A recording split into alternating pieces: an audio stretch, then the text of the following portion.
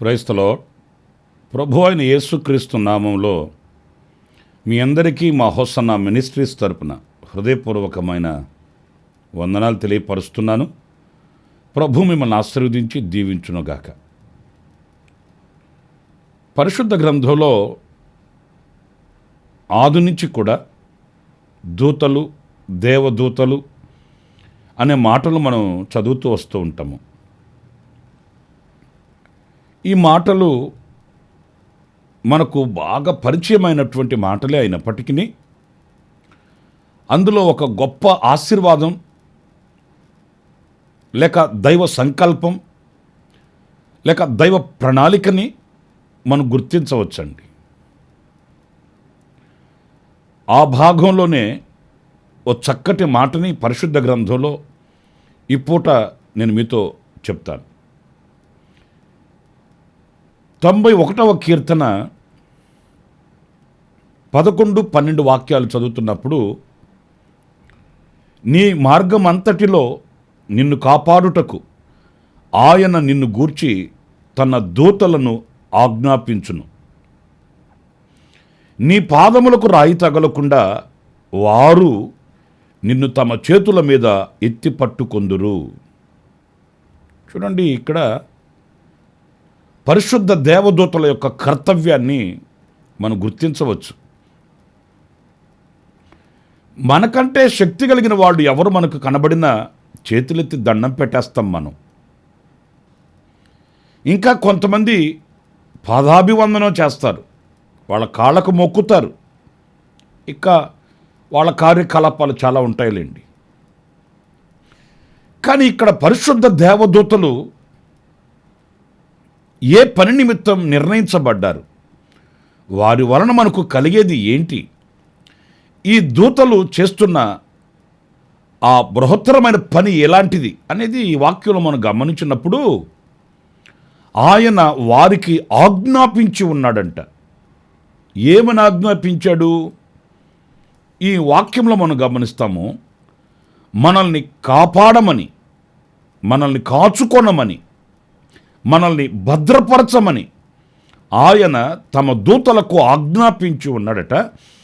ఈ దూతలు మన పాదములకు రాయి తగలకుండా వాళ్ళ చేతుల మీద మనల్ని ఎత్తి పట్టుకొని ఉన్నారంట. దేవుని పరిశుద్ధ నామానికి మహిమ కలుగునుగాక. ప్రియ సహోదరులారా, ఈరోజు బట్టగట్టి బైబిల్ బట్టి బజార్లో మనం తిరుగుతున్నాము అనంటే మన శక్తి, మన సామర్థ్యము, మన జ్ఞానము, మన వివేకము, మన విజయము, మన ఆలోచన కాదండి. కేవలము ఆయన దూతలకు ఆజ్ఞాపించి ఉన్నాడు. వారు తమ చేతుల మీద మనల్ని ఎత్తి పట్టుకొని ఉన్నందుచేత సజీవులుగా సజీవుల దేశంలో సజీవుడైన యేసయ్యను ఆరాధించేటట్లు మనం ఈనాటికి సజీవులుగా ఉన్నాము. ఎప్పుడు కూడా మనం మర్చిపోకూడదు. ఏనాడు మనం అహంకారంతో ఊగిపోకూడదు. ఏనాడు మన స్థితిని మనం చూసి ఉప్పొంగిపోకూడదు.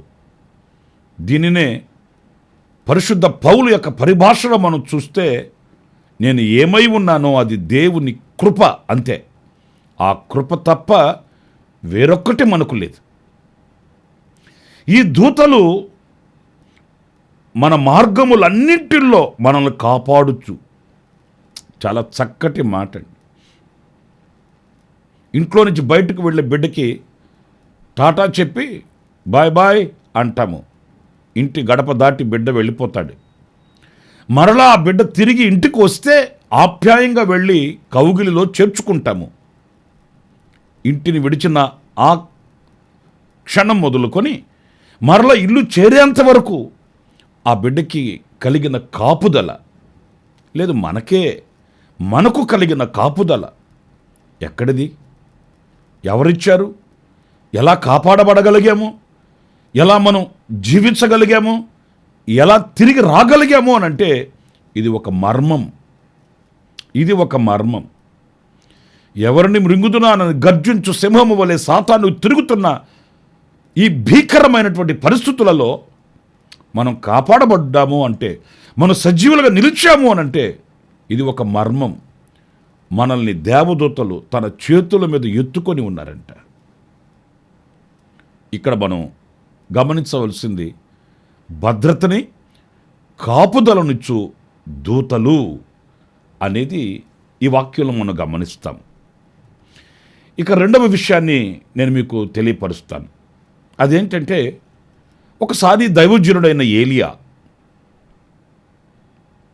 మరణాపేక్ష కలిగిన వాడై భయపడిపోయి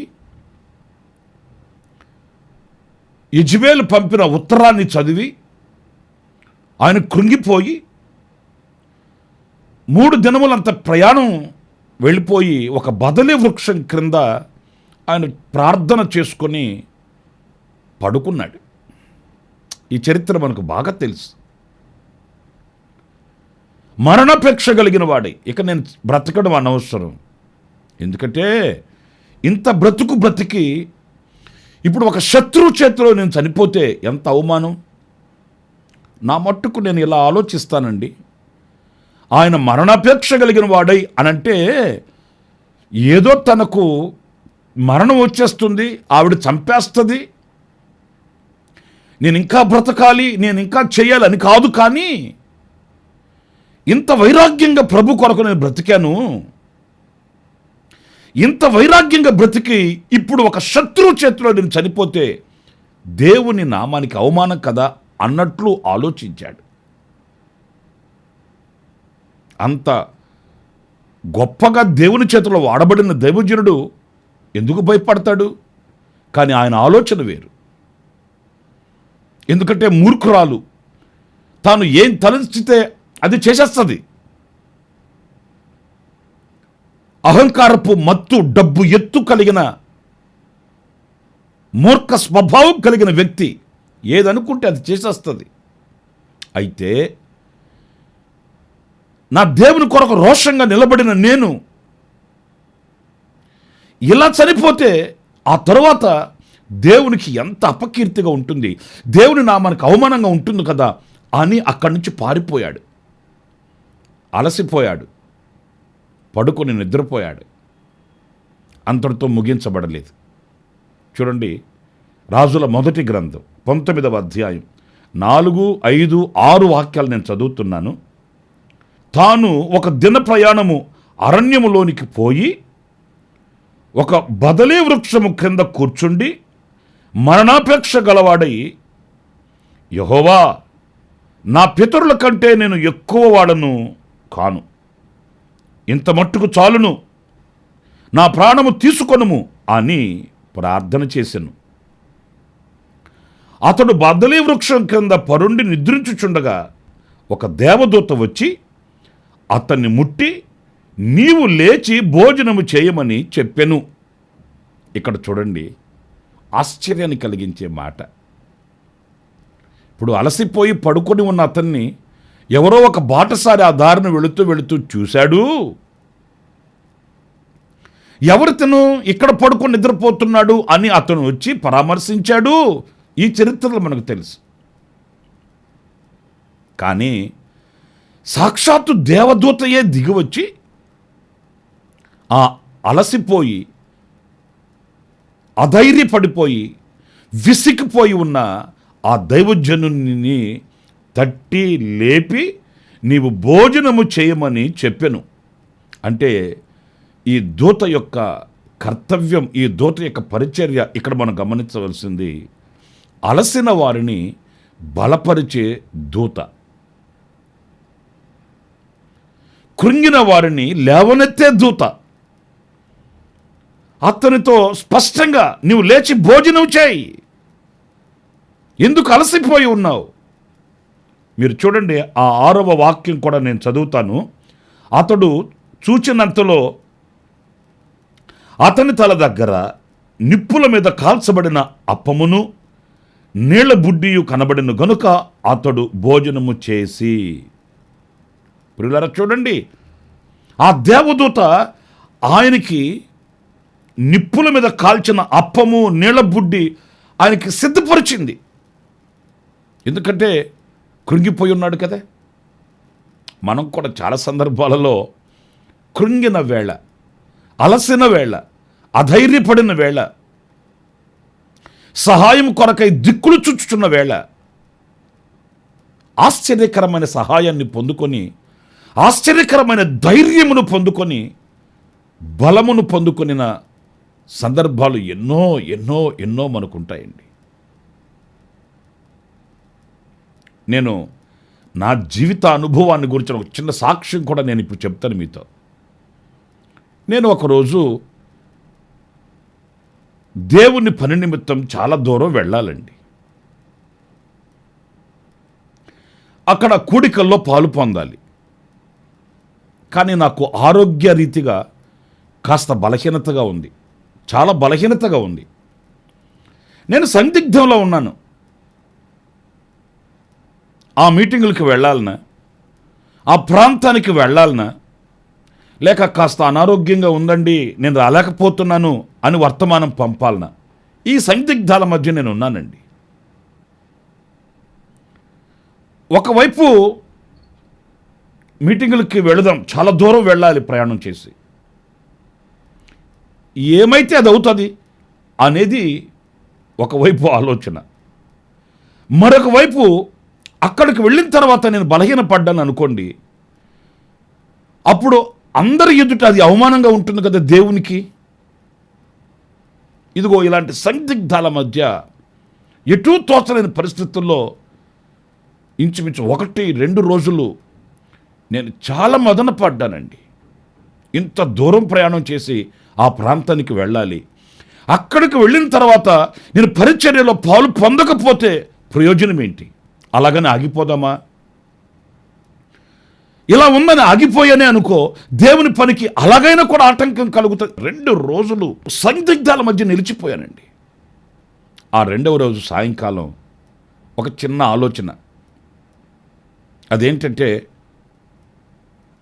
ప్రభువుని అడిగాను, ప్రభువా, ఈ పని నిమిత్తం నేను వెళ్ళాలనా లేదా? నన్ను ఈ కూడికలకి ఆ ప్రాంతానికి వెళ్ళమంటారా లేదా అనేది నాకు ఒక సూచన కావాలి. నాకు ఒక సూచన మీరు కనపరిస్తే వెంట బయలుదేరి వెళ్ళిపోతాను, లేదా ఆగమంటే ఆగిపోతాను. ఎందుకంటే నా ఆరోగ్య పరిస్థితి కాస్త నెమ్మది లేకుండా ఉంది. ఇలా నేను ప్రార్థన చేసుకొని ఒక ఆలోచన ప్రభువుని అడిగాను. ఆశ్చర్యమైన సంగతి చెప్తానండి. నేను గదిలోకి వచ్చి, సరే దేవుని వాక్యం విందాం, ఎందుకు ఈ ఆలోచనలతో మనసంతా పాడు చేసుకోవాలి, దేవుని వాక్యం విందాం, దేవుని వాక్యాన్ని కాస్త ధ్యానిద్దాం అని వాక్యాన్ని నేను తెరిచానండి. ప్రియులారా, ఆశ్చర్యాన్ని కలిగించే మాట నేను మీతో చెప్తున్నాను. నా బ్రతుకులో నేను ఎప్పుడు మర్చిపోలేని మాట. ఎప్పుడైతే అలాగ వాక్యాన్ని తెరిచానో నా కంటికి కరెక్ట్గా ఒక వాక్యం, అదేంటంటే, నేను నీకు ఆరోగ్యమును కలుగు చేయుదును అనే మాట అండి. అలాగ కంటికి ఆ వాక్యం స్పష్టంగా ఆ వాక్యం నాకు కనిపించింది. ఇక వేరే కాదండి, డైరెక్ట్గా ఆ వాక్యం, నేను నీకు ఆరోగ్యమును కలుగు చేయుదును అట్లని. ప్రియులారా, 1000 ఏనుగులంత బలం వచ్చేసిందండి. ఇక వేరే ఆలోచన నేను చేయలేదు. వెంటనే వెళ్ళాను, నేను సూట్ కేసు సర్దుకున్నాను, బట్టలు సిద్ధపరచుకున్నాను, ఆ ప్రాంతానికి వెళ్ళాను. ఇంచుమించు 15-20 రోజుల పాటు ఆ ప్రాంతంలో ఉండి పరిచర్య చేసి రావడానికి దేవుడు అత్యున్నతమైన కృపనిచ్చాడండి. ఆ బలహీనత వలన పరిచర్య కుంటుపడినట్లుగా కానీ, ఆ పరిచర్యలో నేను వాడబడలేక బాధపడినట్లుగా కానీ లేదు. ఆరోగ్యకరంగా, ఆశీర్వాదకరంగా పరిచర్యను ముగించుకొని తిరిగి రావడానికి అత్యున్నతమైన కృప చూపించాడు మహనీయుడైన ప్రభువు. నా ప్రియమైన దేవుని బిడ్డలారా, ఇదిగో కృంగిపోయి ఉన్న అతనికి, అధైర్యపడిపోయి ఉన్న అతనికి దేవుని దూత ధైర్యం చూడండి. అతనిని లేవనెత్తి అతనికి భోజనం పెట్టి, నీకు బహుదూర ప్రయాణం ఉన్నది, నువ్వు ఎలాగైపోతే ఎలా? నిజమే, మనం కూడా ఆయా సందర్భాలలో ఇలాంటి అనుభవాలు పొందిన వాళ్ళమే. మీకు ఇంకొక మాట కూడా నేను మీకు జ్ఞాపకం చేస్తాను. అదేంటంటే, యోహాను సువార్త 5వ అధ్యాయం 3-4 వాక్యాల్లో మనం చదివినప్పుడు, ఆయా సమయములకు దేవదూత కోనేటిలో దిగి నీళ్లు కదిలించుట కలదు. నీరు కదిలింపబడిన పిమ్మట మొదట ఎవడు దిగునో వాడు ఎట్టి వ్యాధి గలవాడైనను బాగుపడును. గనుక ఆ మంటపములో రోగులు, గుడ్డివారు, కుంటివారు, ఊచకాలు చేతులు గలవారు గుంపులుగా పడి ఉండిరి. ఇక్కడ చూడండి, స్వస్థత కొరకై వేచి ఉన్న ఆ ప్రజలకి దేవుని దూత దిగివచ్చి ఆ నీళ్లను కదుపుతుందంట. ఆ నీళ్లు కదిపినప్పుడు ఎవరైతే మొదట ఆ నీళ్లలో దిగుతారో వాళ్ళు ఎలాంటి వ్యాధి కలిగిన వారైనప్పటికీ కూడా వారు తక్షణమే స్వస్థచిత్తులై వెళుతారట. నీళ్లను కదిపే దూత. నా ప్రియ సహోదరులారా, ఈ నీళ్లను కదిపే దూత తిన్నగా వచ్చి వాళ్ళను ముట్టి స్వస్థపరచట్లేదు. తిన్నగా దిగి వచ్చి వాళ్ళ ఊత కాళ్ళు చేతులు ముట్టి స్వస్థపరిచి వాళ్ళని నడవ చేయట్లేదు. వచ్చి ఆ నీళ్లను కదిపి వెళ్ళిపోతుంది. నీరు అనేది దేవుని వాక్యానికి సూచనగా కనిపిస్తుంది. నీరు పరిశుద్ధాత్మకు సూచనగా కనిపిస్తుంది. అంటే మనం స్వస్థచిత్తుల బగుటకు కావలసిన ఆ వాక్యాన్ని మనకు కనువిప్పు కలిగించి ఆ వాక్యాన్ని మనకు చేరువ చేసి వెళుతుంది. ఆ వాక్యాన్ని మనం హత్తుకుంటే, ఆ వాక్యాన్ని మనం ఆస్వాదిస్తే, ఆయన మాటతో స్వస్థపరచగలిగిన దేవుడు. ఆయన మాటలే వాక్యము. ఆయన వాక్కును పంపి స్వస్థపరిచే దేవుడు. ఆయన వాక్యాన్ని మనం అంగీకరించి ఆ వాక్యాన్ని గుండెల్లోకి చేర్చుకుంటే, ప్రియ సహోదరులారా, మనకు దైవికమైన స్వస్థత కలుగుతుంది. ఆ వాక్యాన్ని మనకు చేరువ చేసి, మనకు అందించి, మనకు మేలుకొలుపును కలిగించే దూత ఇదిగో ఇక్కడ కనిపిస్తుంది. చాలామంది సాక్ష్యం చెప్తుంటే నేను విన్నానండి. చాలా రోగంతో బలహీనపడి నేను వచ్చానండి దేవుని మందిరానికి. వాక్యం చెప్తున్నప్పుడు ఆ వాక్యాన్ని బట్టి కన్నీళ్లు కార్చి నేను ప్రార్థన చేసుకున్నాను. ఆ బలహీనత నన్ను విడిచిపోయింది. మరి కొంతమంది చెప్తుంటారు, టీవీలో వాక్యం నేను వింటూ కూర్చొని ఉన్నాను, ఆ వాక్యం చెప్తున్నప్పుడే ఒక శక్తి నాలోనికి వచ్చింది.